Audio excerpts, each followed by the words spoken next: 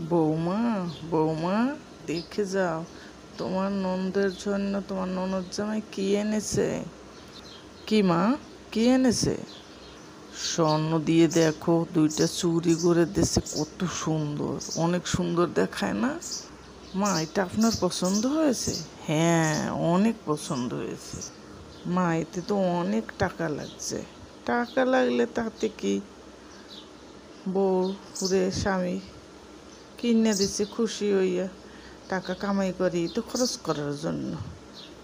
আচ্ছা মা, সুন্দর হয়েছে অনেক। এই শোনো, তোমাকে দুইটা চুড়ি কিনে দেওয়ার কথা ছিল না? আজকে চলো কিনে দেব। ও তাই, কিনে দেবে?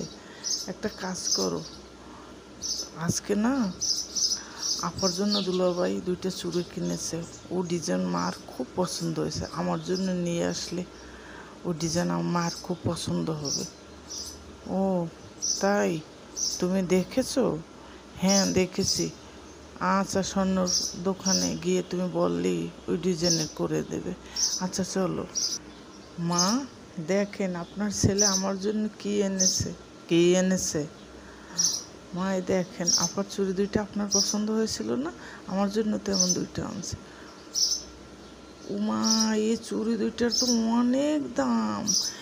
এ দেখো, তুমি কি ধ্বংস করার জন্য এসেছো আমার ছেলের? মা, আপার জন্য তো এনেছে, আপনি তো খুশি হয়েছেন। ওদের বাপু টাকা পয়সা আছে, আমাদের অত টাকা পয়সা নাই। এই টাকাটা অন্য কাছে তো লাগাইতে পারতে। আমি বুঝি না তোমাদের, তোমার আপার সাথে তুমি তুলনা করো কেন? তোমার দুটো তো না হলেও চলতো। মা, এটা কি বলছেন? আমার তো নাই, আবার তো অনেকগুলো আছে, তারপরও কিনছে, তা তো আপনি খুশি। আবার কথা বলছো?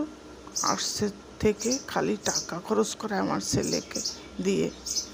বউটা বাজে একটা বউ হয়েছে, সারাদিন টাকা খরচের জন্য বসে থাকে। মা, এটা কেন বলছো? আমি ওরে খুশি হয়ে এনে দিছি। ও খুশি টুশি আমি বুঝি না তোদের। যা এখান দিয়ে, আমার কাজ করতে দে।